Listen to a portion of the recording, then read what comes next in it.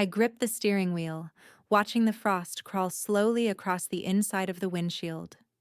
The streetlight above me flickered, casting a lonely glow over the grocery store parking lot. My daughter hadn't answered my last 3 texts. My ex-husband hadn't said my name in over a year. And now, with $23 in my checking account and a coat that couldn't keep out the wind, I sat in a car I no longer owned. Just one overdue payment away from losing it too. This wasn't rock bottom. That had come and gone. This was the silence that followed. All right, before we dive into this crazy story, do me a favor. Subscribe and tell us where you're watching from. The heater had died sometime after midnight. Now the air inside Mary's sedan felt like a refrigerator, her own breath hanging faintly in front of her like a ghost refusing to leave. She pulled her threadbare coat tighter, tucking her chin into the collar, but the cold still found its way through the seams. Outside, the grocery store's neon sign buzzed and flickered, a steady hum that filled the silence between passing cars. She'd parked here because the security guard didn't bother her. He'd seen her too many times to care anymore. The pity had vanished from his eyes weeks ago, replaced by that quiet, professional indifference that made her feel both safe and invisible. Mary rubbed her hands together, glancing at the frost crawling across the windshield. The white lace of ice reminded her of winter mornings back when she and David still lived in their house on Oak Ridge Drive, when she'd make cinnamon toast for Claire before school. She could still see her daughter running out the door, backpack swinging, shouting something over her shoulder that Mary couldn't quite remember now. She reached into a paper bag on the passenger seat and pulled out a few crackers. They crumbled dry in her mouth, sticking to the back of her throat. Dinner. She chewed slowly, forcing herself not to think about the warmth of the home she'd lost, or the way David had walked out with that calm, polished tone he always used when ending something. "It's just business, Mary," he'd said, as though their marriage were a contract to dissolve. She closed her eyes and leaned back against the seat.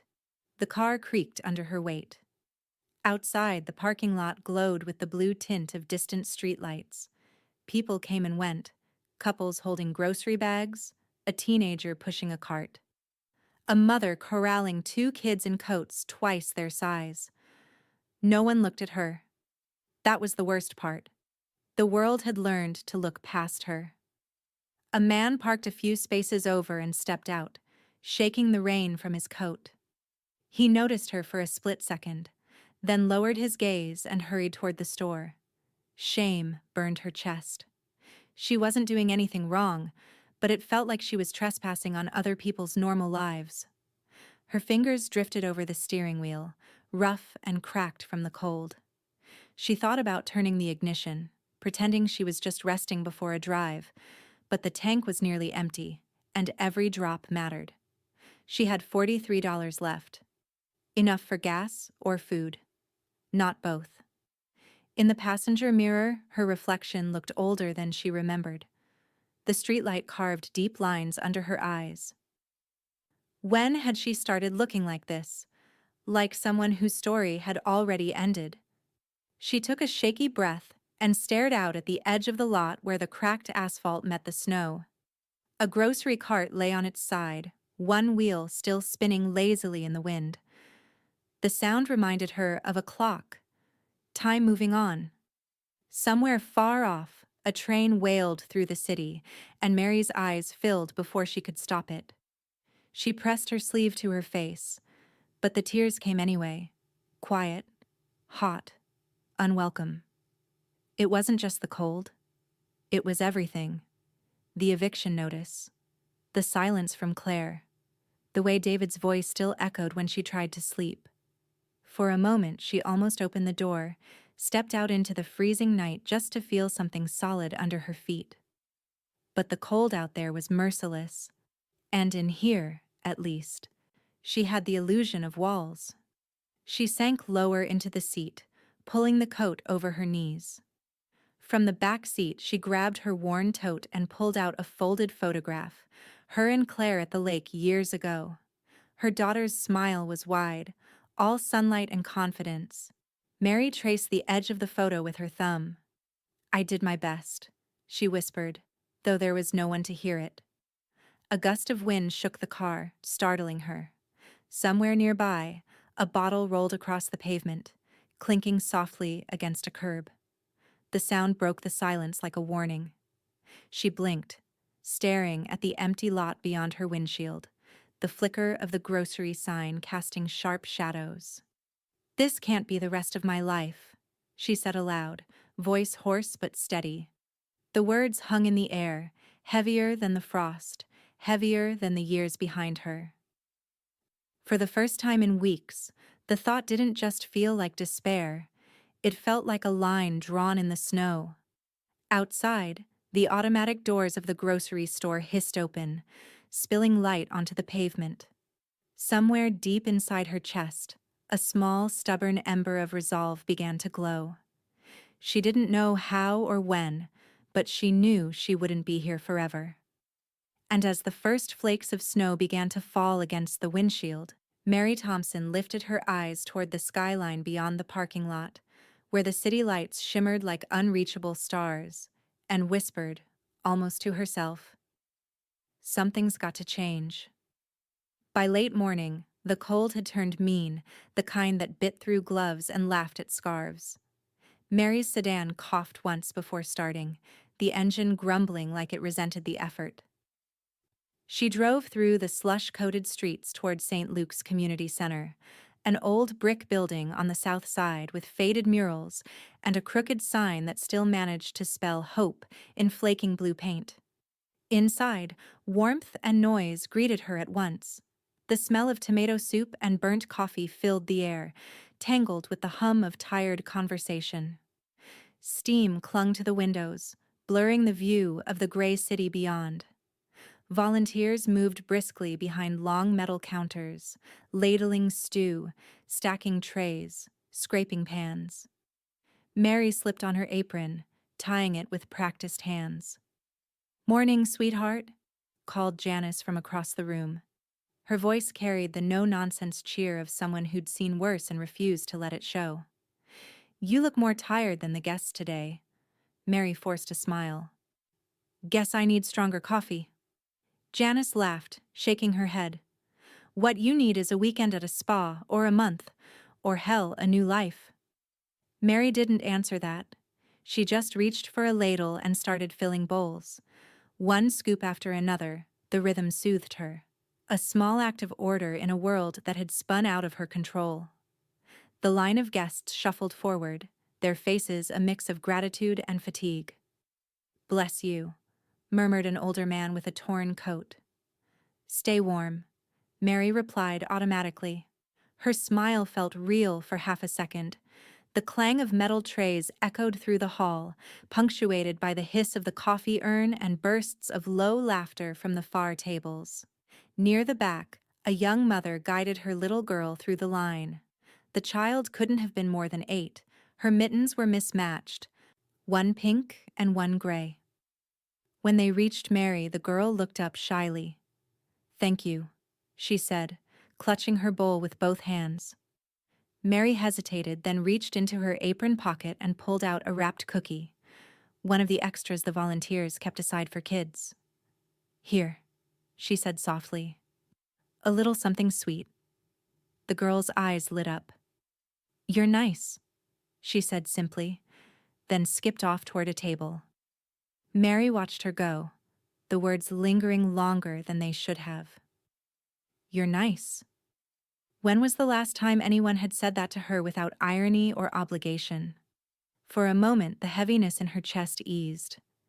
Janice sidled up beside her, bumping her shoulder gently. "See? Still got that touch. The world hasn't managed to freeze that heart solid yet." Mary chuckled, low and weary. "Give it time." "Don't tempt it," Janice muttered, heading back to refill the breadbasket. As the rush slowed, Mary leaned against the counter, letting her arms rest. Her eyes drifted toward a group of volunteers chatting near the kitchen door. Their voices carried faintly over the hum.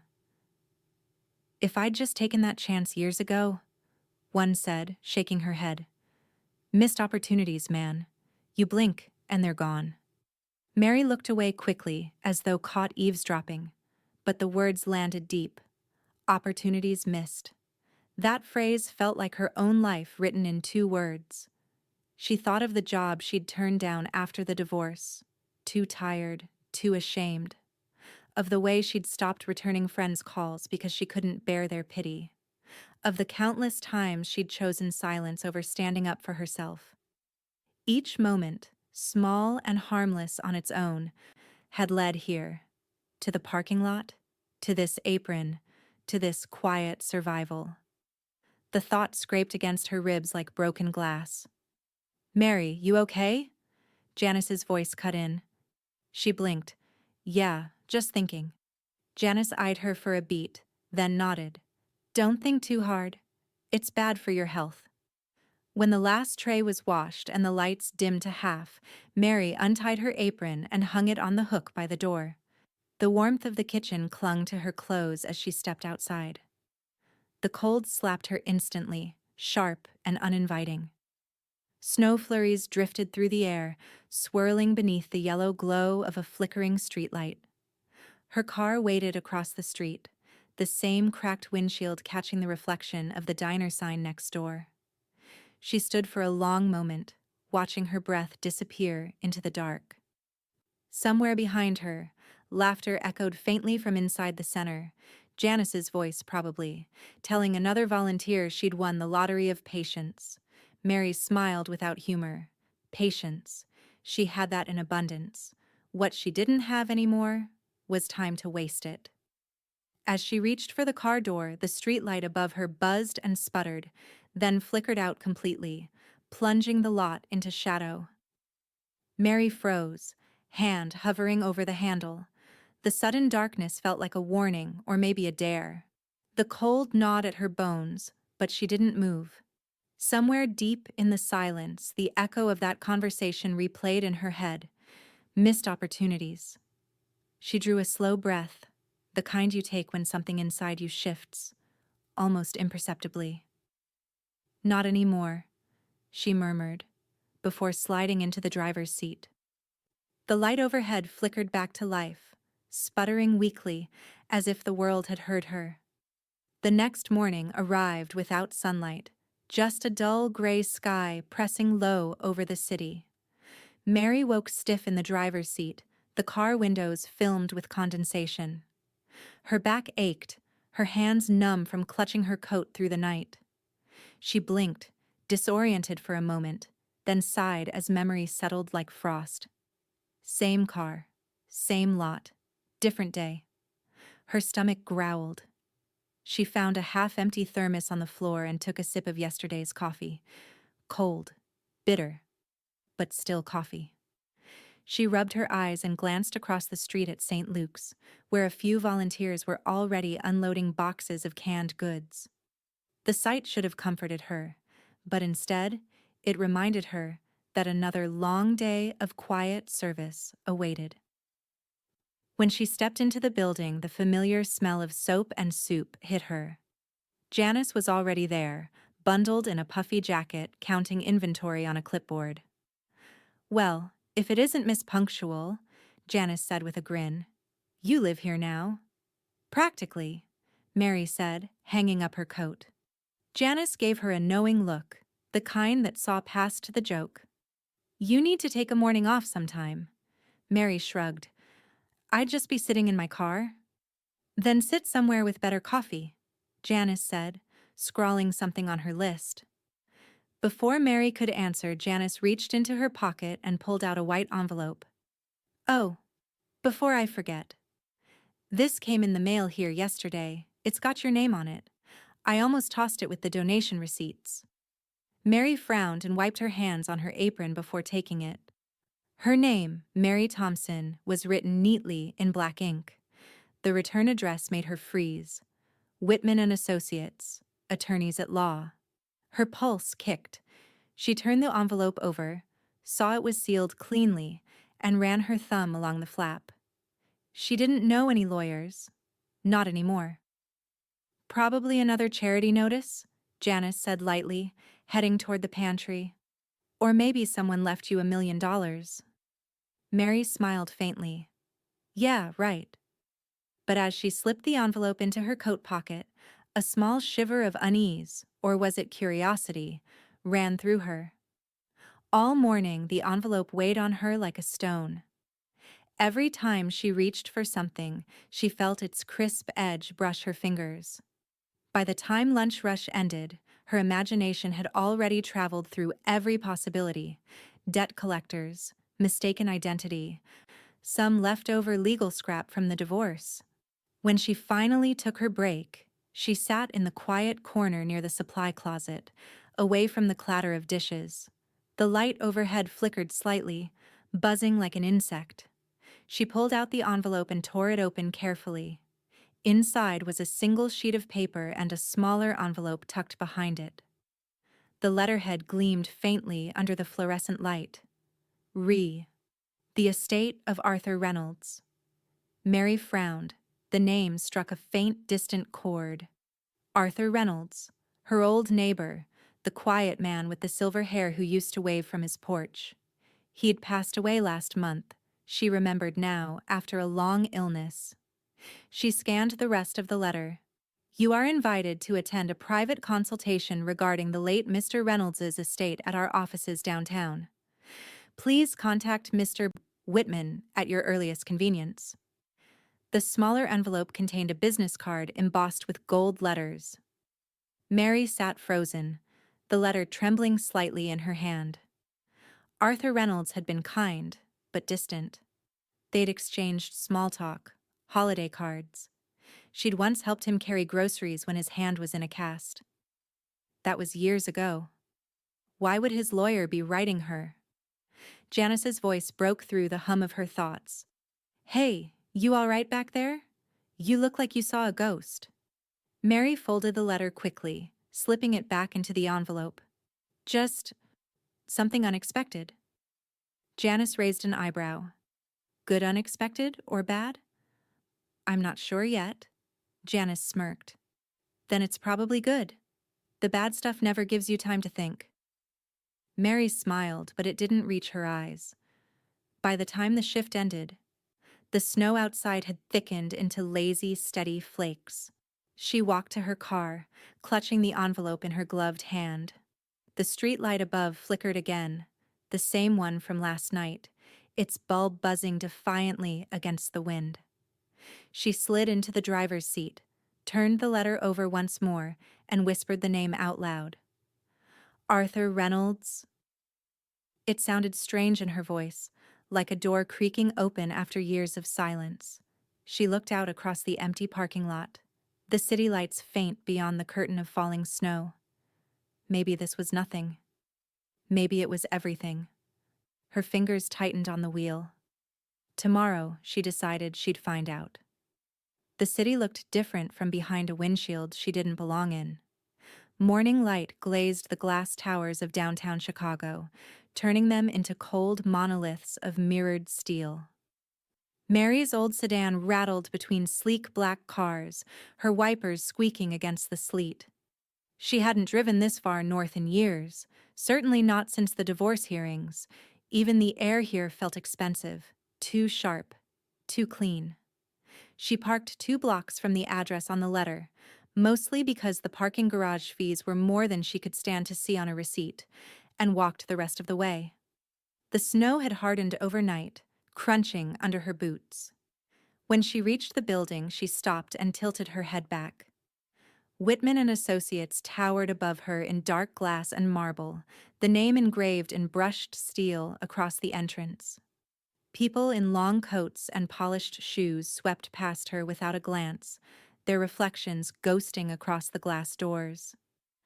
She caught a glimpse of herself there, creased coat, thrifted scarf, tired eyes, and almost turned around. Almost. But curiosity, the same restless thing that had whispered to her all night, pushed her forward. She pulled the door open and stepped inside. Warm air rushed out to greet her. The lobby was vast, all marble floors and gold accents, the kind of place that made you lower your voice without being told. A receptionist with a perfect bun looked up from behind a curved desk. "Good morning," she said smoothly. "Do you have an appointment?" "Uh, yes. With Mr. Whitman," Mary managed. "Regarding the Arthur Reynolds estate." The receptionist's smile never faltered. "Of course. Please have a seat. He'll be right with you." Mary sat on the edge of a leather chair, her hands clasped around her purse. She stared at a framed abstract painting across from her, a swirl of black and silver that looked, to her, like a storm trying to swallow itself. After a few minutes, a man in a gray suit appeared. He was tall, in his 50s maybe, with neatly combed hair and the kind of posture that said he'd spent his life in rooms like this. "Mrs. Thompson?" His voice was calm, measured. "Miss," she corrected without thinking. "Of course," he said, inclining his head. "I'm Jonathan Whitman. Thank you for coming on such short notice. Please, this way." She followed him down a corridor lined with frosted glass doors, the faint click of her boots echoing. His office overlooked the river, sunlight bouncing off the water and scattering across the ceiling.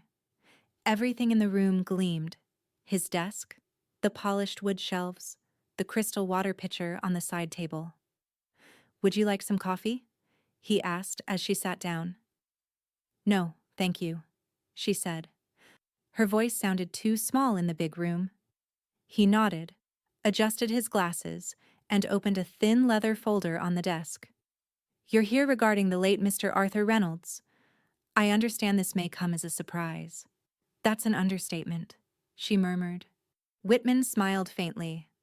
"Mr. Reynolds left very specific instructions. In short, you are the sole beneficiary of his estate, specifically, the property located at 112 Riverside Drive." Mary blinked. "I'm sorry. What?" "A penthouse condominium," he clarified, sliding a document across the desk. "Appraised last month at $4.2 million. She stared at the paper but couldn't make sense of the words.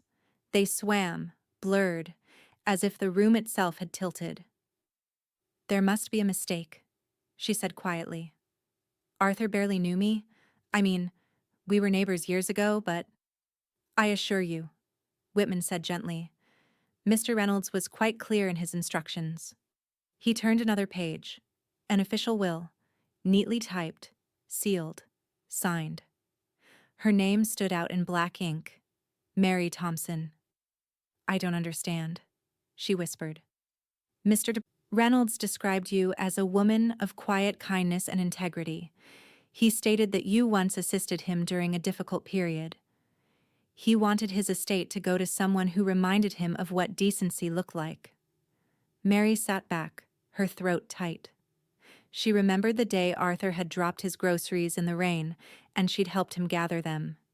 He'd smiled awkwardly and said she was too kind for this world.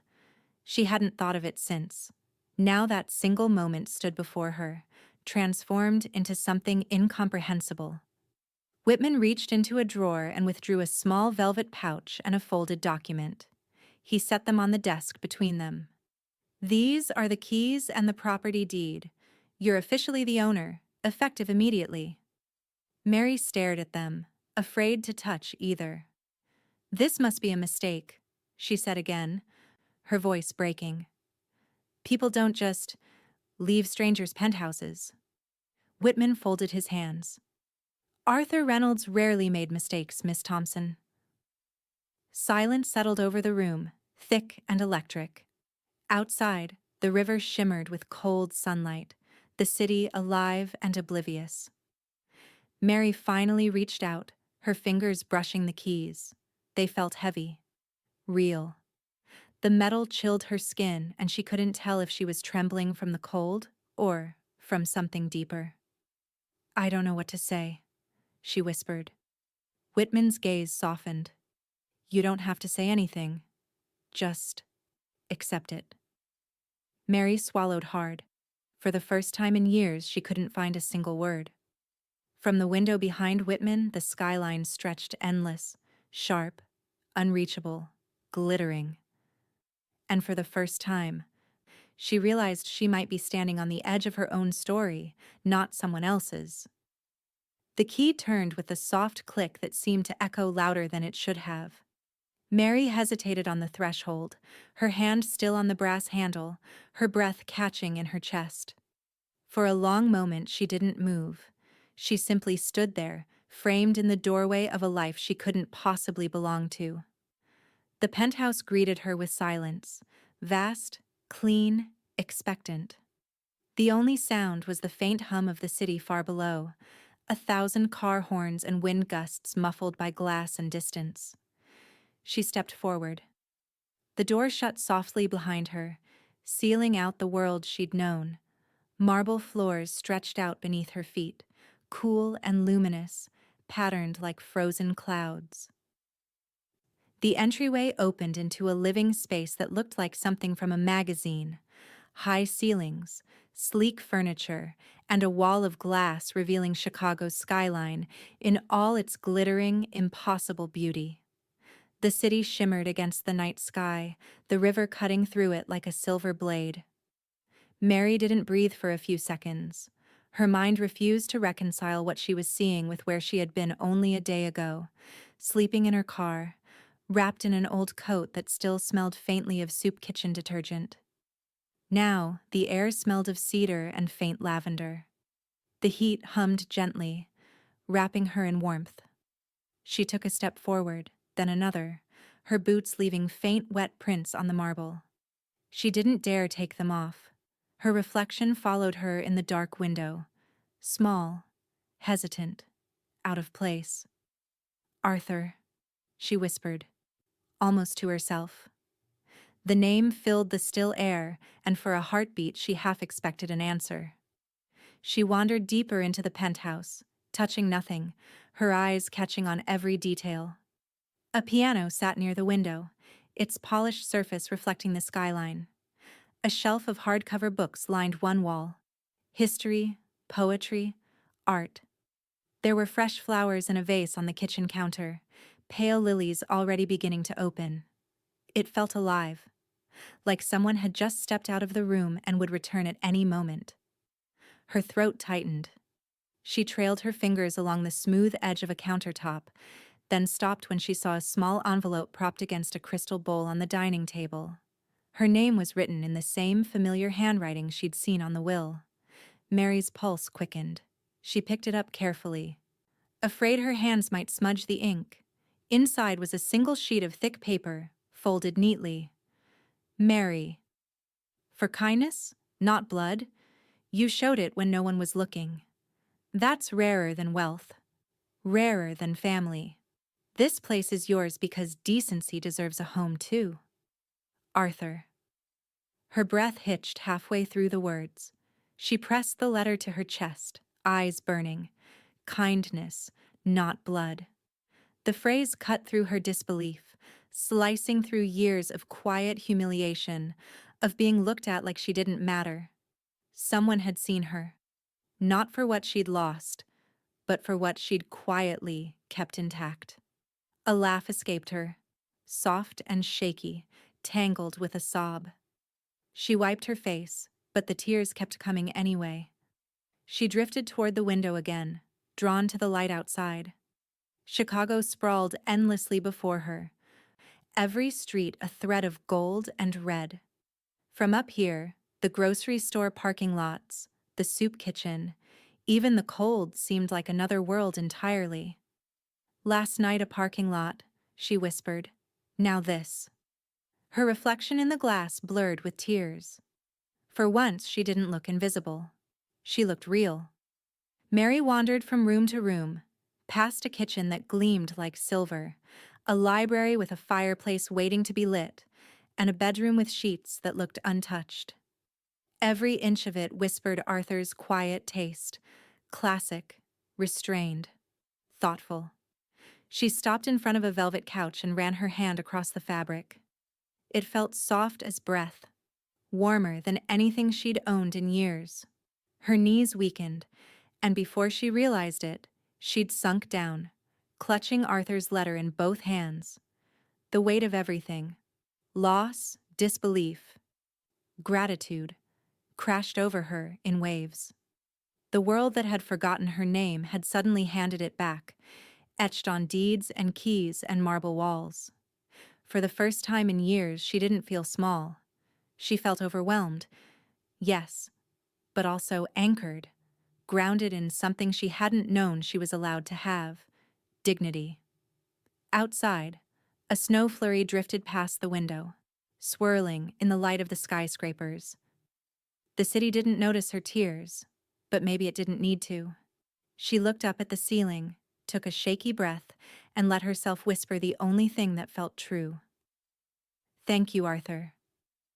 The lights dimmed automatically, the room settling into quiet gold shadows. Mary leaned back, closing her eyes. The soft hum of the city filled her ears. And somewhere between disbelief and relief, she realized something terrifyingly beautiful. If life could fall apart overnight, maybe it could come together just as fast. The dream came heavy, tangled with voices she thought she'd forgotten. "Mary, for God's sake, you're a burden." David's voice, sharp, rehearsed, dripping with the same cold logic he'd always wielded when he wanted her to feel small. She stood in their old kitchen, sunlight filtering through curtains she'd sewn herself, the smell of burned toast curling in the air. He stood across from her in that pressed blue shirt he always wore to important meetings, arms crossed, eyes already somewhere else. "You always make things harder than they need to be," he said, not shouting, never shouting, but slicing each word like a surgeon cutting clean. She opened her mouth to answer, to say "I tried," but the sound never came. The toast smoked, the air thickened, and when she turned, the kitchen dissolved, tiles cracking, walls bowing outward. The noise became the distant hum of city traffic. Mary gasped awake, her fingers clenched silk sheets, her pulse racing. It took her a moment to remember where she was. The ceiling above her wasn't cracked plaster. It was smooth, painted cream, lit by morning sun seeping through gauzy curtains. The sheets beneath her glowed faintly, expensive and unfamiliar. She sat up slowly, the dream still clinging to her skin. The city stretched below outside the windows, gray and alive. Somewhere far beneath, horns blared and trains rumbled. The distance between that sound and her bed felt impossible. Mary pressed her palms to her face and breathed, trying to shake the echo of David's words. A burden. It had stuck to her like a label she could never quite peel off. Even now, surrounded by everything she wasn't supposed to have, she felt it gnawing underneath. She swung her legs over the edge of the bed. The floor was warm under her bare feet. Her old coat hung neatly over a chair in the corner, out of place among the soft fabrics and muted colors. In the kitchen, the coffee maker gleamed like some futuristic machine. It took her 3 tries to figure out how to use it. When the first hiss of brewing filled the silence, she laughed softly to herself. A shaky, self-conscious sound. The smell of coffee cut through the stillness. It should have been comforting, but the polished quiet of the penthouse made her feel like an imposter in a museum. She poured the coffee into a mug, one of the only plain ones she could find, and leaned against the counter, staring out at the skyline. "Kindness, not blood," she whispered, remembering Arthur's letter. She traced the rim of the mug with her thumb. "What did you see in me, old man?" The doorbell startled her. Mary jumped, nearly spilling her coffee. She set it down and walked carefully to the entryway, her pulse quick again. The security panel by the door showed a camera view. Janice, bundled in her thick red scarf, her face a mix of disbelief and curiosity. Mary buzzed her in. When Janice stepped through the door, she froze, her breath catching audibly. "Oh, my God," she whispered. "This is where you live now?" Mary smiled nervously. "Apparently." Janice turned in a slow circle, taking in the view, the marble, the light. "I thought you were kidding when you called and said you had some news." "Jesus, Mary." I'm still not sure it's real, Mary said. I keep waiting for someone to knock and tell me it's a mistake. Janice gave her a look, half awe, half affection. Arthur saw something in you the rest of the world missed. He saw your worth when you couldn't. Mary's throat tightened. I don't know about that. I do, Janice said firmly. You've spent half your life giving pieces of yourself away. Maybe it's about damn time the world gave something back. The words hit her deeper than she wanted to admit. Mary turned toward the window, blinking fast. The city looked endless, unreachable, even from here. It's strange, she said. All this space, all this beauty, and I still feel like I shouldn't touch anything. Janice laughed gently. Then start small. Sit. Breathe. Drink your fancy coffee and pretend you belong until you forget you're pretending. Mary smiled faintly, but it was fragile. The kind of smile that could collapse with one wrong thought. Janice crossed to the piano, running a finger along its glossy edge. You could throw a party in here, she said. You could dance. Hell, you could float. I don't know how to do any of that anymore, Mary said quietly. Janice turned back, her eyes softening. You'll remember. They stood in silence for a while, the city glittering beneath them. Then Janice reached out, squeezing Mary's shoulder. Arthur didn't make mistakes. Maybe you start believing that too. When Janice finally left, the apartment felt bigger again, emptier. The echo of her friend's words lingered in the air. Mary drifted back toward the window, coffee cup cooling in her hand. The skyline had shifted with the afternoon light, still magnificent, still distant. Her reflection stared back at her in the glass, small, fragile, but unmistakably alive. She whispered, "What now?" The question hung there, unanswered, swallowed by the city hum below, until, faintly, her phone buzzed on the counter behind her. An unknown number. Mary stared at the screen, her pulse quickening. Whatever came next, she knew. The past wasn't done with her yet. The knock came sharp and angry, the kind that didn't wait for permission. Mary froze halfway across the living room, a mug of coffee still in her hand. Through the glass of the penthouse door, she saw a flash of familiar movement, impatient, restless. Then the voice followed, muffled but unmistakable. "Mom, open up." Claire. Mary's fingers went cold around the mug. She hadn't heard that voice in months, maybe longer. The last conversation had ended with Claire hanging up after saying she was done being her caretaker. Mary set the cup down, smoothed her sweater, and crossed to the door. Her heart hammered, not from fear exactly, but from the knowledge that this confrontation had been circling her since the moment she picked up Arthur's keys. She opened the door. Claire swept in without waiting, snow still clinging to her boots. She looked almost out of place in the penthouse's calm light. Her tailored coat, her perfect blowout, the faint scent of department store perfume trailing behind her like armor. Her eyes darted around the room, widening as she took in the space. "You've got to be kidding me," she said, her tone sharp enough to cut glass. "Hello, Claire," Mary said softly. "How do you, of all people, live here?" Claire turned in a slow circle, her disbelief mingling with disgust.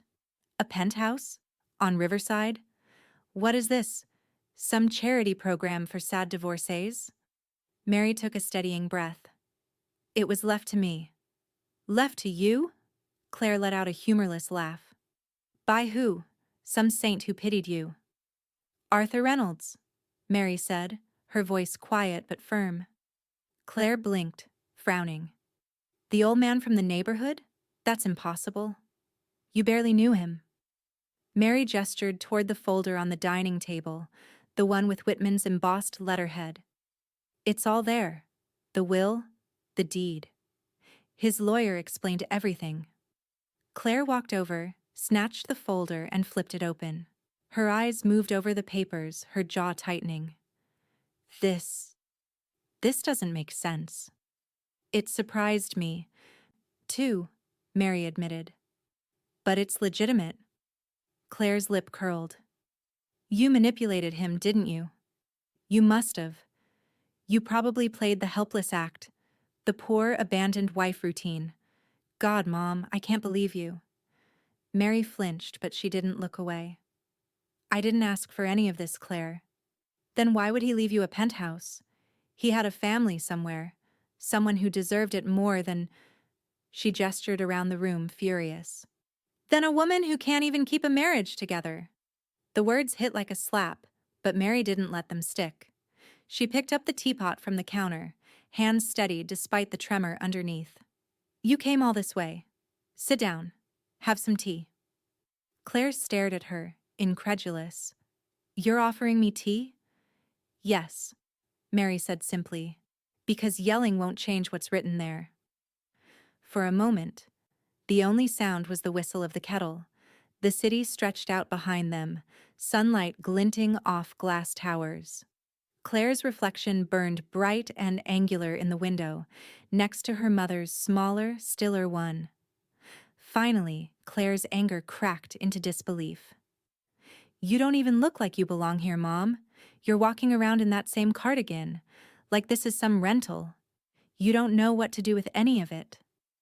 Mary poured the water into 2 cups. Maybe not yet, but I'll learn. Claire scoffed and pushed the folder back toward her. You're delusional. Mary met her eyes then, really met them, with a calm that startled them both. No, for the first time, I'm not. Something flickered across Claire's face, an old, reluctant recognition, but it vanished just as fast. She grabbed her purse, her movements clipped. This isn't over, she snapped. I know, Mary said softly, but it's mine. Claire froze at the doorway, turning back. What did you say? Mary's voice didn't waver. This is mine. For a long second, mother and daughter just stared at each other, the silence between them thicker than all the years that had come before it.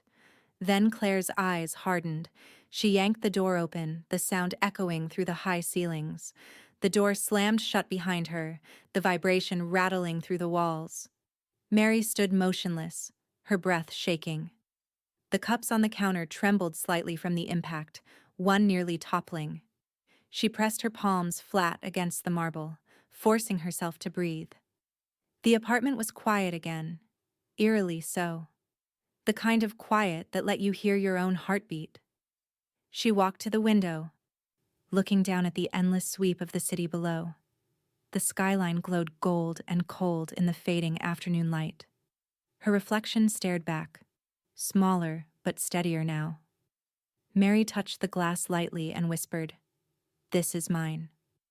Outside, far below, the lights flickered on one by one until Chicago shimmered like a map of possibilities. But in the shadows of her reflection, something darker glimmered too, a reminder that claiming something and keeping it were never the same thing. Mary had just begun to settle into the quiet when the intercom buzzed. The sound startled her. It was too sharp, too insistent, like the city itself had come knocking. Ms. Thompson? The doorman's voice crackled through the speaker. There's a gentleman here asking for you. Says his name is David Thompson. Her breath caught. For a moment she thought she'd misheard. Then the old weight settled in her stomach. Familiar, heavy, unwelcome.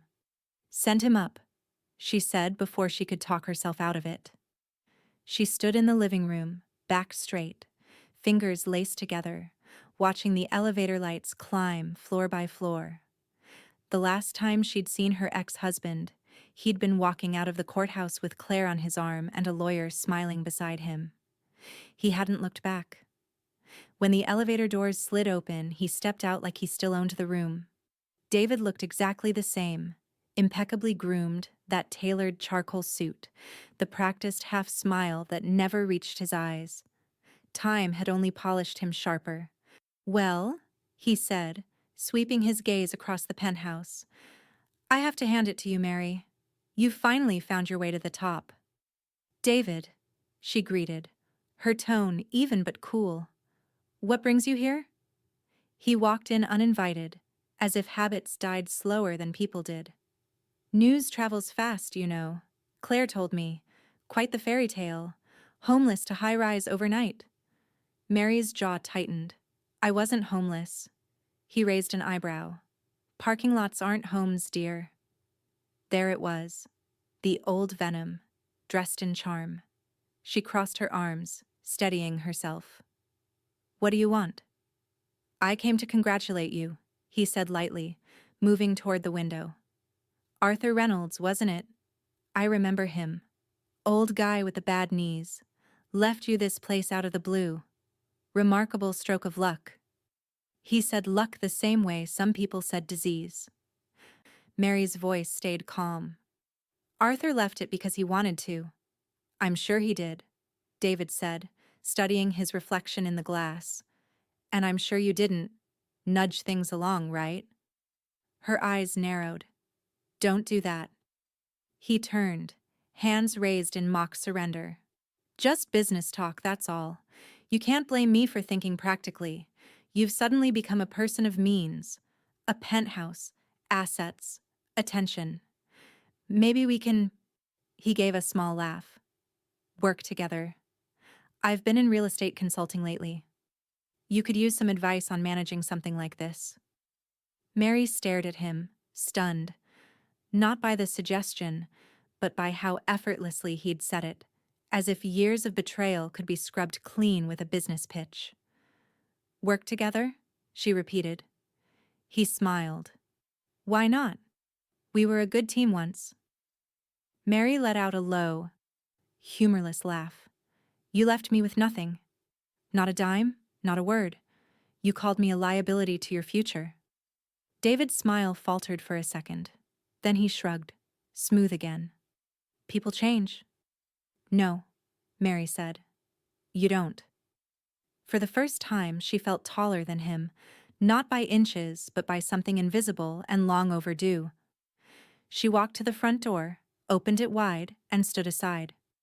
Goodbye, David. He blinked, caught off guard by her composure. You're serious? I've never been clearer in my life.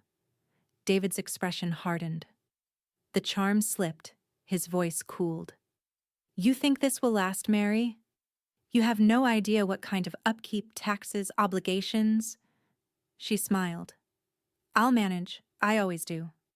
For a moment neither moved. The city noise floated up faintly from below, the distant hum of trains and traffic. Then David stepped past her, his cologne lingering for a heartbeat after the door shut. Mary locked it. Her hands trembled, not from fear but from the strange rush of something she hadn't felt in years. Finality. She crossed back to the window. The city lights stretched out beneath her like a constellation, glittering and unknowable. Somewhere in the reflection, she caught sight of herself. Not the woman he'd left behind, but someone new. Someone standing her ground. She exhaled, slow and steady. Then, on the coffee table, she noticed a small envelope she didn't remember seeing before.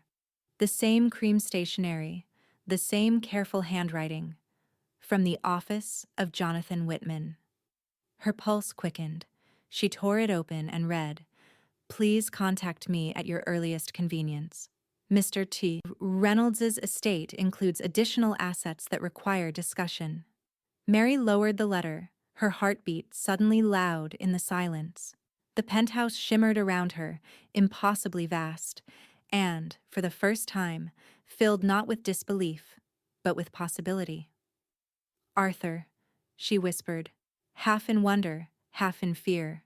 What else did you do? Outside, the river caught the last of the sun, a streak of gold cutting through the dark. And as the light faded, Mary felt it again, that same hum from the night she'd first stepped inside, the sense that her life was just beginning to turn. By the time Mary stepped into Whitman and Associates again, the snow outside had melted into thin gray slush. The city had shaken off its chill, but she hadn't. Her nerves hummed beneath her coat, the memory of David's smug grin still needling her. She pressed her palms together as she waited in the marble lobby, a different receptionist this time, younger, all business and bright lipstick, offered her a professional smile. "Mr. Whitman will see you now." The same corridor, the same soft lights.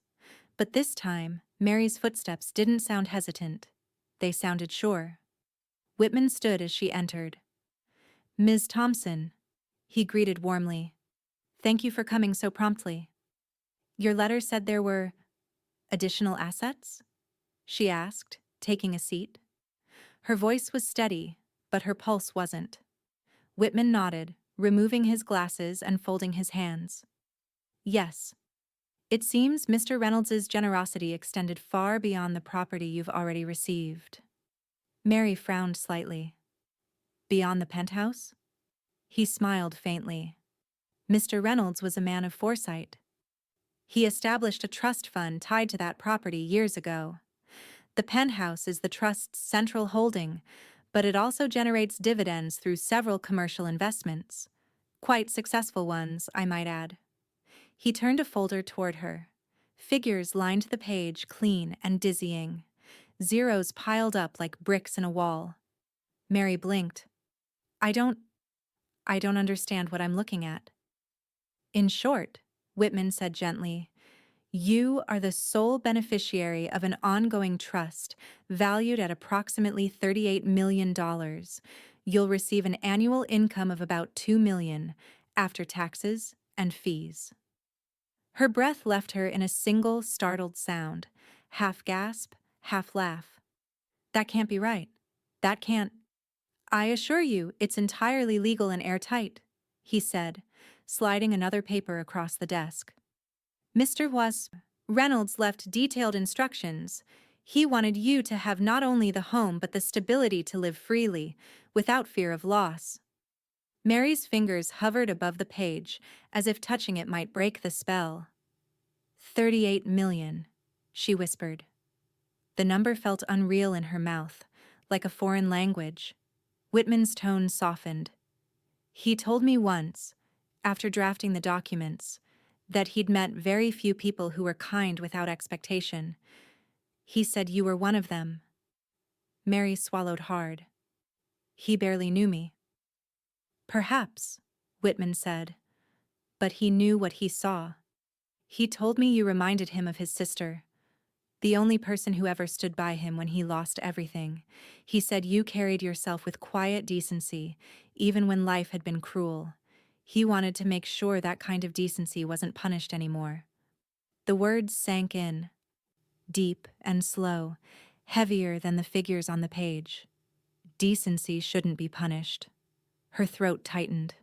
For years she'd equated goodness with weakness, kindness with surrender. David had said it, Claire had believed it, and somewhere along the way, she had too. Now, a man who owed her nothing had turned that quiet, overlooked part of her into the foundation of an empire. Whitman poured her a glass of water, sliding it across the table. "Take your time. I know this is a great deal to absorb." Mary nodded absently, staring out the window behind him. The Chicago River glittered in the sunlight, a ribbon of silver threading through the city's steel heart. She thought of the nights she'd sat in her car, staring at those same towers from below, thinking the world would never make space for her. Now, she was looking down at the same skyline, from a place she hadn't even dared to dream existed. She turned back to Whitman. "He really believed that much in me?" "He did," Whitman said simply. "And for what it's worth, I think he was right." Something in his tone, the quiet respect, hit her harder than the numbers. She sat back, the weight of her disbelief slowly lifting, replaced by something steadier. Not pride, not yet. Just the first fragile bloom of self-worth. Mary stood, smoothing her coat. "What do I need to do?" "Just live," Whitman said with a small smile. "The trust takes care of the rest." She laughed softly, shaking her head. After all these years, I'm not sure I remember how. Whitman extended his hand. Then it's time to learn.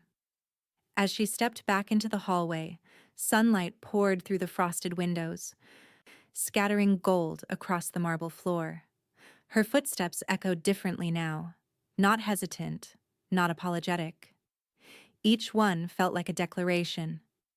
Outside, the city noise met her again. Alive, brash, unrelenting. But this time, it didn't sound threatening. It sounded like possibility. She paused on the sidewalk, looking up at the skyline. Her reflection stared back in the tower's glass, small but luminous. For the first time in her life, she didn't feel like she was borrowing her place in the world. She belonged. Still, as she walked toward her car, the wind off the river whispered a warning she couldn't quite name. Soft, almost imperceptible, but real. Because wealth, she realized, was just another kind of power, and power always drew attention. She gripped her coat tighter and kept walking, her eyes on the horizon. The invitation came embossed on heavy cardstock, the kind that carried weight before you even opened it. The Arthur Reynolds Memorial Gala. It read in looping silver script, honoring his legacy of philanthropy and community advancement. Mary held it between her fingers, the edges pressing into her skin. It was one of the events Arthur had sponsored every year, the kind that drew Chicago's wealthiest to the ballroom of the Riverside Grand Hotel. Once she'd seen the photos in magazines, women in satin gowns, men in tuxedos, champagne glowing under chandeliers. Now somehow, she was on the guest list. That night, when she stepped from the car, the flash of cameras startled her. They weren't for her, of course. Just the city's usual swirl of faces worth noticing, but she still flinched. The doorman took her coat with a polite nod. And for a moment she almost whispered, "Are you sure I belong here?" But she caught herself, straightened her shoulders, walked in. The ballroom was all gold light and soft music.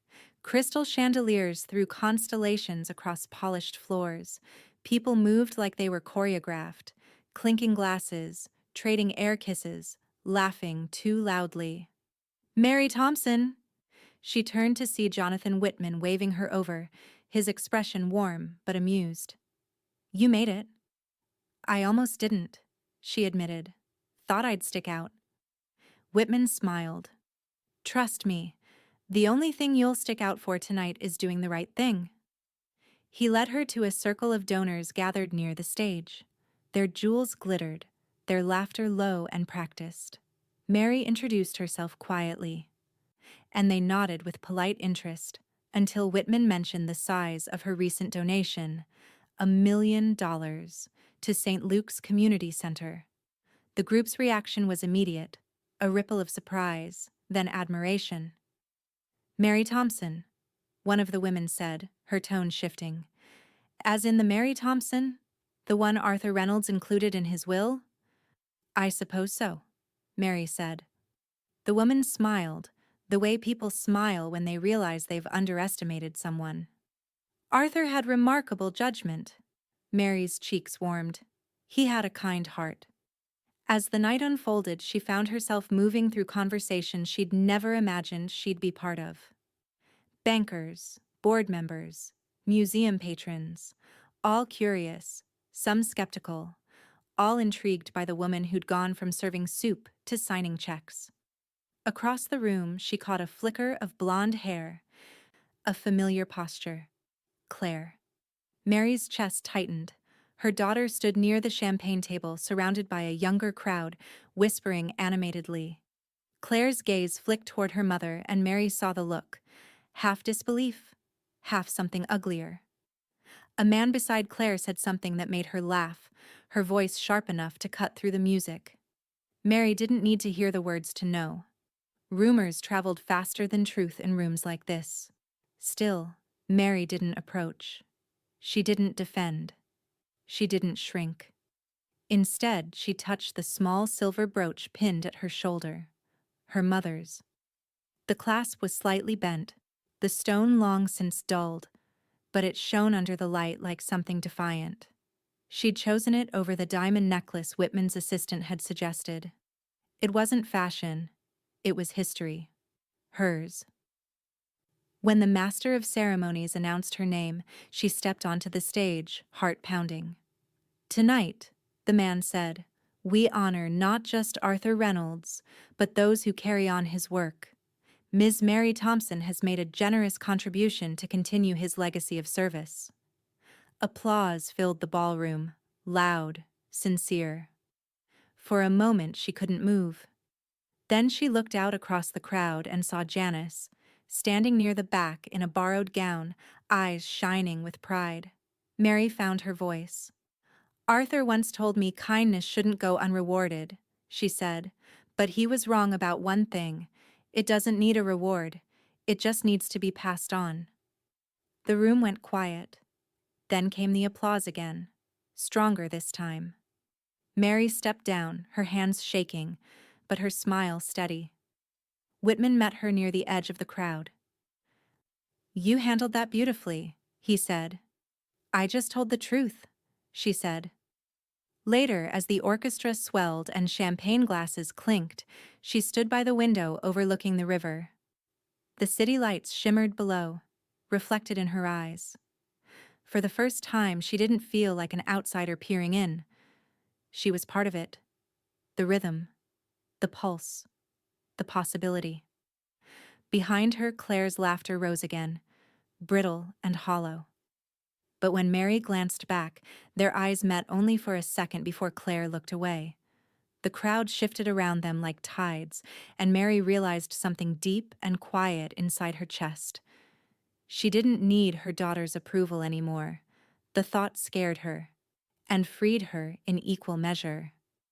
She turned back to the window, her reflection layered over the skyline, the river gleaming like liquid glass below. From somewhere behind her, Whitman's voice floated through the music. Mary, there's someone I'd like you to meet, a potential partner for a foundation in Arthur's name. Mary exhaled, squared her shoulders, and turned, her brooch catching the light. Her past had taught her silence. Her future, it seemed, was going to teach her voice. It was a Sunday morning wrapped in quiet. The city outside the penthouse was gray and slow, the kind of stillness that comes before a storm. Mary was in the kitchen, stirring sugar into her coffee, when the intercom buzzed, sharp and insistent. She pressed the button. Yes? Ms. Thompson, the doorman's voice said carefully. There's a young woman here asking to see you. Says her name is Claire. Mary's hand paused mid-stir. The spoon clinked softly against the mug. Send her up, she said, her voice calm, though her pulse wasn't. A few minutes later, the elevator doors slid open and her daughter stepped out. Claire looked nothing like she had at the gala. The glamour had drained away, replaced by red-rimmed eyes and a coat that looked hastily thrown over yesterday's clothes. Her hair was pulled back unevenly, her lipstick smudged. The confident posture was gone. Mom, she said, her voice cracking around the word. Mary nodded toward the couch. Come in. Claire walked in like someone stepping into a memory she didn't trust. Her eyes darted across the room, the same skyline view, the same gleaming marble. But her gaze was different now. Not envious. Desperate. Do you want coffee? Mary asked gently. No, Claire said, waving it off. I can't. God, I don't even know where to start. She dropped her purse onto the coffee table. The motion sharp, frustrated. Alan's gone. Just gone. Mary sat down across from her. Gone where? Back to his ex. Or maybe to Vegas. I don't know. Claire's laugh was short, hollow. He emptied our accounts first. The rent's overdue, the car's in his name, and I... Her voice broke. I have nothing left. Mary watched her daughter twist a tissue in her hands until it shredded. For a moment, the scene mirrored something she'd lived through herself. A different table. A different man. the same hollow ache. I came because... Claire hesitated. Then the words tumbled out. Because you have money now. You can help me. Mary said nothing. She let the silence expand, not cruelly, but deliberately, forcing Claire to fill it with truth. I know how it sounds, Claire said quickly, but you don't understand what it's like out there. People pretend to care until they don't. You think you're loved, and then... She stopped, pressing her hands to her eyes. I can't even pay my phone bill, Mom. I need something, just to get back on my feet. Mary folded her hands in her lap. Claire, she said quietly, do you remember what you told me after the divorce? Claire's shoulders stiffened. That was years ago. You said I was weak, Mary continued, her voice even. That I let people walk over me, that I didn't fight hard enough. Claire looked up, tears smearing her mascara. I was angry. You were honest, Mary said, and you were wrong. The silence between them throbbed. Outside, the wind pressed against the windows, howling faintly through the steel. Claire tried to speak, but her voice cracked. I thought you were done for. Living out of your car. Volunteering like it mattered. It did matter, Mary said softly. More than you know. Claire's eyes flooded. I thought you were weak, she whispered as if confessing to a crime. Mary leaned forward, her tone gentle but unflinching. Kindness isn't weakness, Claire. Cruelty is. It takes nothing to break someone. It takes everything to stay kind after they do. Claire's breath caught, the words cutting through her defenses like cold water. I didn't come here to fight, she said finally, her voice small. I just don't know where else to go. Mary looked at her daughter, the same eyes, the same stubbornness, and felt the ache of love tangled with exhaustion. She wanted to help, but not like this. Not until Claire understood what she'd spent her life learning the hard way. There's always somewhere else to go, Mary said softly. But if you're asking for money, no, not now. Claire's face crumpled. So you're punishing me? I'm protecting you, Mary said. From believing that the easy way out is the only one left. Claire stood abruptly, snatching her purse. You think you're better than me now? That's what this is? Mary stayed seated, calm in a way that unsettled her daughter. No, Claire. I just finally know I'm not less. Claire stared at her for a long, trembling second, then turned and stormed toward the elevator. The doors slid shut behind her, sealing the silence like a vacuum.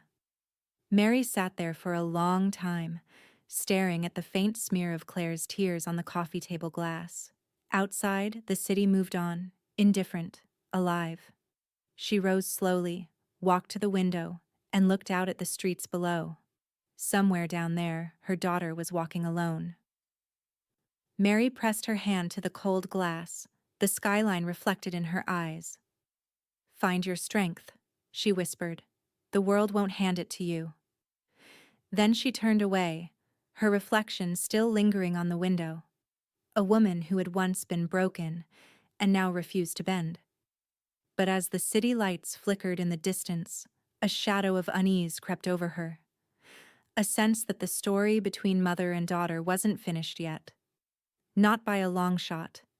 The penthouse was quiet again, but this time the silence wasn't peaceful. It pressed against Mary like a held breath. Every sound, the hum of the fridge, the whisper of the vents, felt louder than it should have, reminding her how empty the space could be. She moved aimlessly through the rooms, trying to shake off the ache Claire had left behind. Her daughter's voice still echoed in her head, accusing, hurt, desperate. Mary had told herself she'd done the right thing, but right things never felt this heavy. She ended up in Arthur's study. It was the one room she hadn't spent much time in since moving in. Something about it always felt sacred. The shelves were lined with neatly ordered books, most of them about architecture and philosophy. The desk, An old oak piece with iron handles sat near the window, a small stack of papers still waiting patiently in one corner. Mary ran her hand over the smooth wood, following the grain with her fingertips. Then, on impulse, she pulled open one of the drawers. Inside were a few pens, an empty envelope, and a small brass key. Curious, she tried it on the bottom drawer. It fit. The lock gave with a soft click. Inside, beneath a folded ledger and a stack of documents tied with string, lay a cream-colored envelope. Her name was written on it in Arthur's familiar, slanted handwriting. Mary's chest tightened. She hesitated for a long moment before lifting it out, afraid it might crumble under her touch.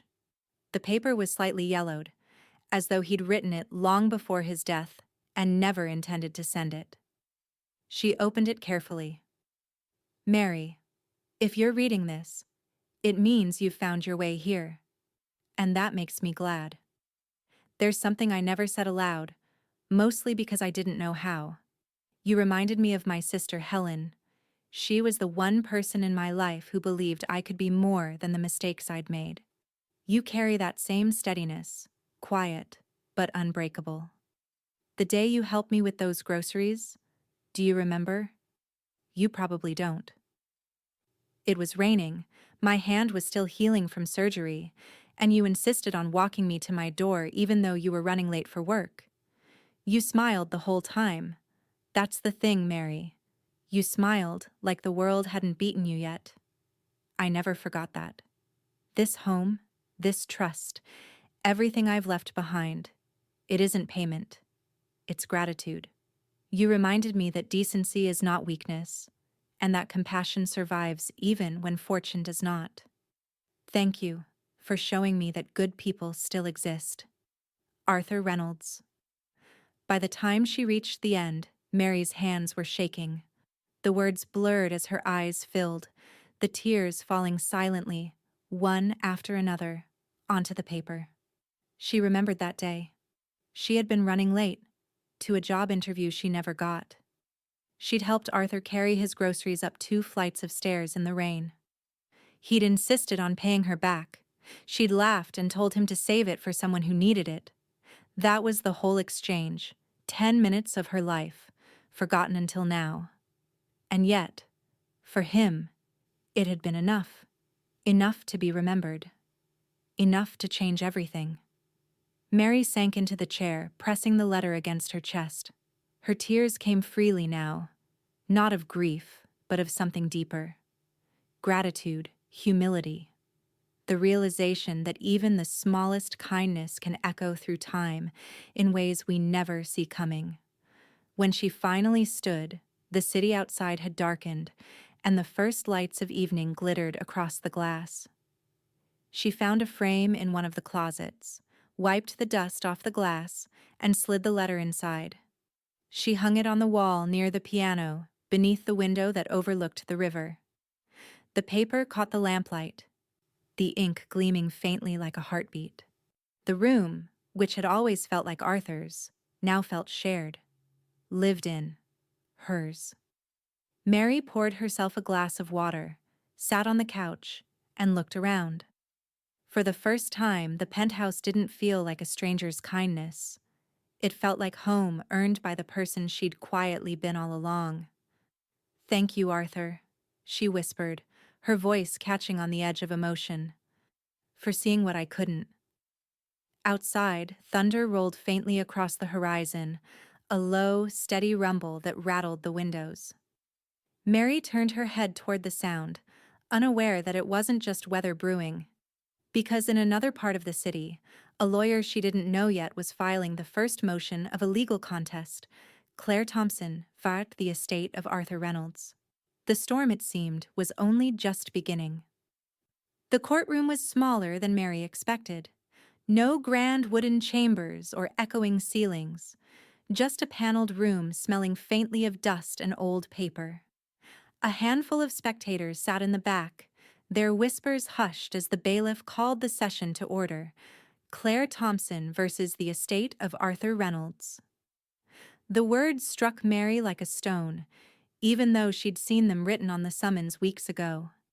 She sat at the respondent's table beside Mr. Whitman, who looked calm as ever, his notes neatly stacked in front of him. Claire sat across the aisle, chin lifted, her posture rigid and defiant. Mary barely recognized her. Claire's face looked drawn, brittle with sleeplessness, but her expression, tight-lipped, cold, belonged to someone fighting to rewrite the past. Judge Rayburn entered, an older man with tired eyes and a voice that carried authority without effort. "Let's proceed." Claire's attorney stood first, his tone rehearsed and deliberate. "Your Honor, my client believes Mr. Reynolds's final will was executed under undue influence. Given the decedent's advanced age and declining health, it is implausible that he would leave his estate to Ms. Thompson, a woman to whom he had no familial connection." Mary sat very still. The words slid across her skin like frost. The attorney continued, "We intend to show that Ms. Thompson inserted herself into Mr. Reynolds's life to exploit his generosity. That she, knowingly or otherwise, manipulated his affection during a period of mental decline." Claire didn't look up, but Mary saw her jaw tighten. Whether it was shame or determination, she couldn't tell. When the attorney finished, Whitman rose. His voice was steady, unhurried, the sound of someone who didn't need to raise his tone to be heard. "Your Honor, Mr. Reynolds was in full command of his faculties when he executed his will. We have notarized medical evaluations confirming his mental clarity, as well as testimony from his longtime physician. Further, we have letters, handwritten by Mr. Reynolds himself, detailing his intent to leave his property to Ms. Thompson as an expression of gratitude, not obligation." He lifted a thin folder and the judge nodded for the bailiff to take it. The courtroom rustled as the documents changed hands. Whitman continued, "My client neither sought nor requested this inheritance. She did not even know of its existence until summoned to my office. Mr. Reynolds's own handwriting, found in his residence, attests to his reasoning. He described Ms. Thompson as a woman of decency and quiet kindness, and stated, 'For kindness, not blood.'" The words hung in the air. Even the court reporter paused briefly before continuing to type. Mary's throat tightened. Hearing Arthur's phrase repeated in this sterile room, so stripped of warmth and intimacy, still pierced her. Judge Rayburn leaned back, flipping through the documents with a deliberate patience. "I see no evidence of diminished capacity," he said after a long pause. "Medical reports are consistent. Signatures match. Dates check out." Claire's attorney opened his mouth to object, but the judge raised a hand. "You'll have your moment, counselor." He turned his attention to Claire. "Ms. Thompson, you allege your mother manipulated Mr. Reynolds. On what basis?" Claire hesitated. For the first time since entering the room, her confidence wavered. "He barely knew her," she said, her voice cracking slightly. "They weren't family. She didn't deserve any of this." The judge's tone softened, but his gaze didn't. "Deserving is not a legal standard, Ms. Thompson. Intent is." Claire blinked, swallowing hard. "Anything further?" he asked. Her lawyer murmured something about fairness, about unlikely beneficiaries, but the argument had lost its weight. After another beat of silence, Judge Rayburn closed the folder and removed his glasses. "The will stands," he said simply.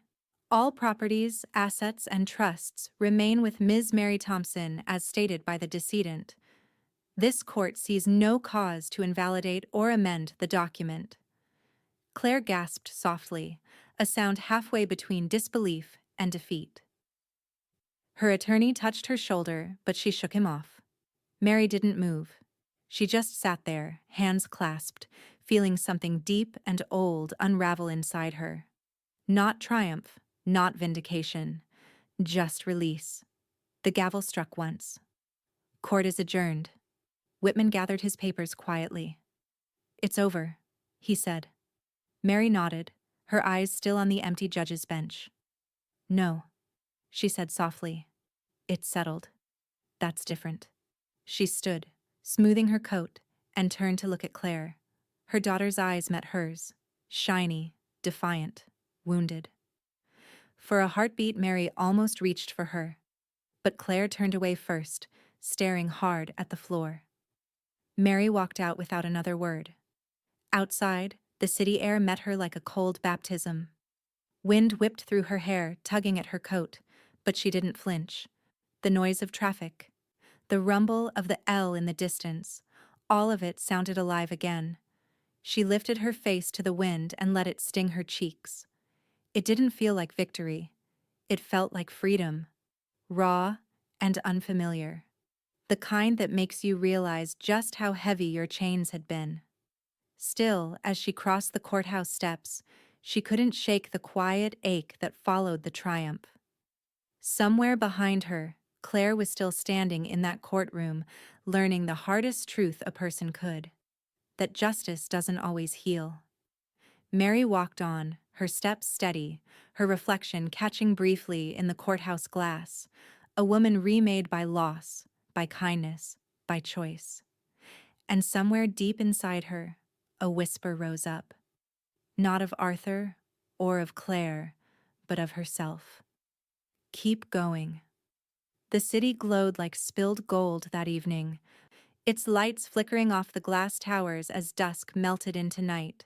From the penthouse balcony, the wind carried the hum of traffic and laughter from streets far below, a pulse Mary had once listened to from her car window. Now it rose up to her like an invitation. Inside, the dining table gleamed beneath the chandelier, set for 6. Real plates, not paper.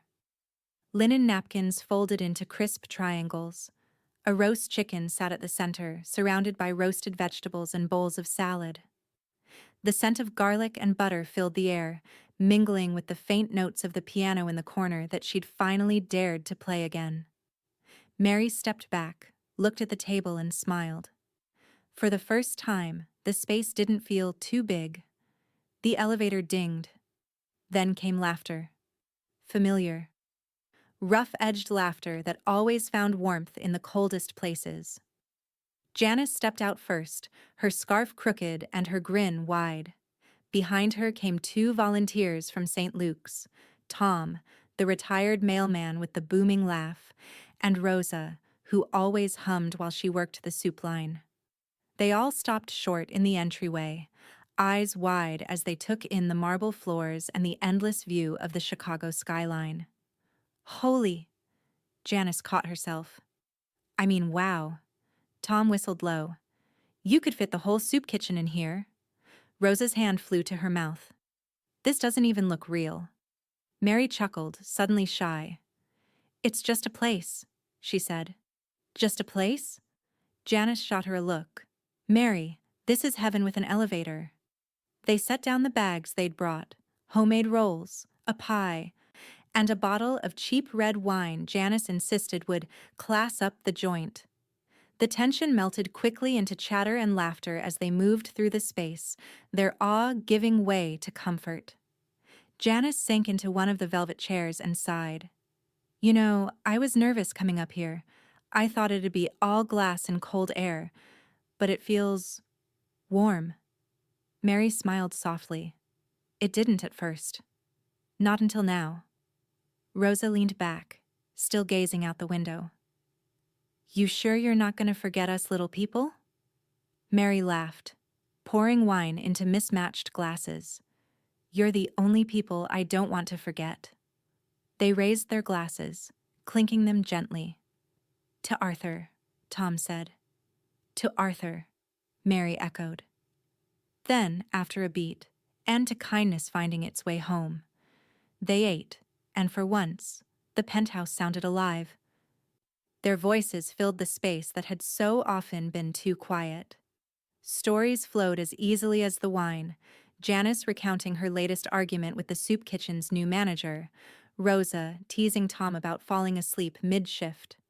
Mary laughed more that night than she had in years. At one point, she looked around the table, the worn faces, the easy smiles, the light catching in their eyes, and something inside her stilled. She realized she didn't feel out of place anymore. The marble and glass weren't foreign. They were simply walls. It was the people inside them who decided what the place became. She stood, lifting her glass again. "I need to say something." Janice groaned playfully. "If this turns into a toast, make it quick. I'm halfway through dessert." Mary grinned. "I'll be quick. I just want to say this isn't just mine. It's ours. Arthur gave it to me, but he meant for it to be shared, for warmth to live in it. So I want all of you to know, this door will always be open." Silence lingered for a moment, soft and full. Then Janice reached across the table, covering Mary's hand with her own. "You've always been the heart of every room you're in. You just didn't have the right one before." Mary's throat tightened. "I think I do now."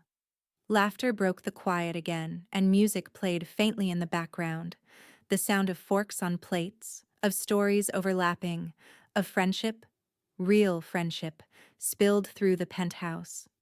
Later, when the others had gone and the dishes were stacked in the sink, Mary stood by the window alone. The city shimmered below, but this time, it didn't look unreachable. It looked alive, threaded with everything she'd lost and found. Her reflection gazed back at her, framed by the glow of the apartment. She looked older, yes, but also lighter. The wind rattled faintly against the glass, and she whispered, "We did it, Arthur. We made it a home."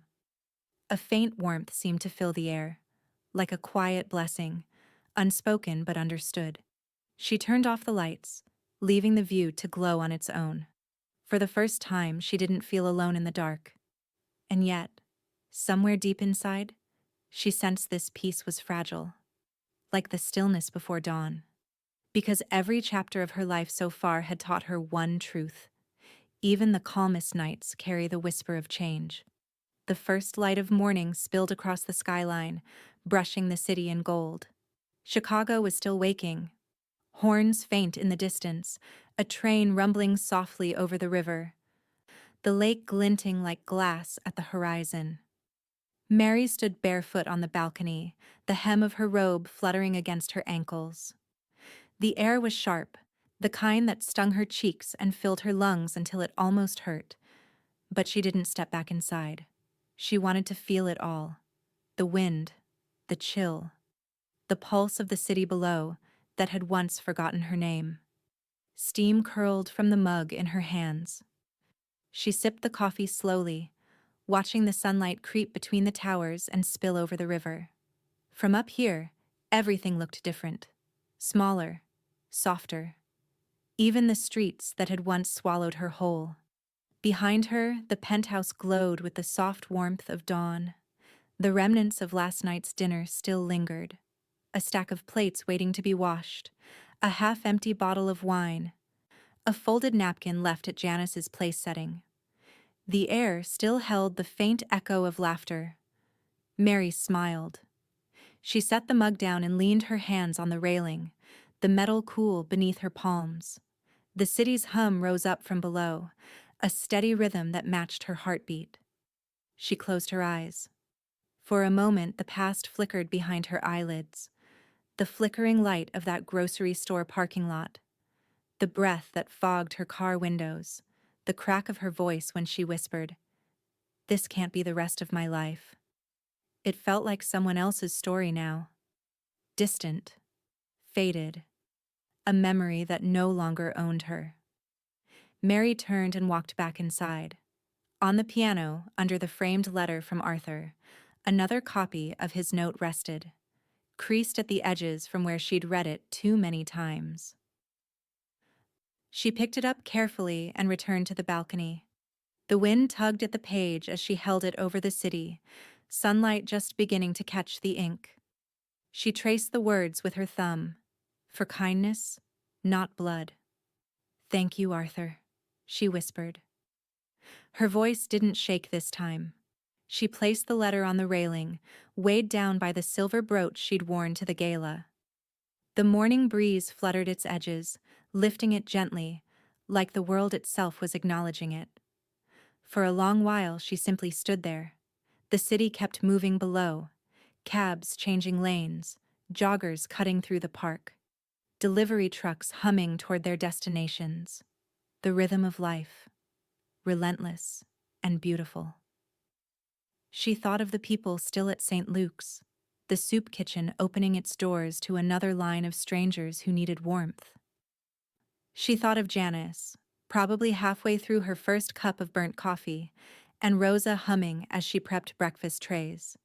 And yes, she thought of Claire, her daughter, proud and lost, somewhere out there trying to start again.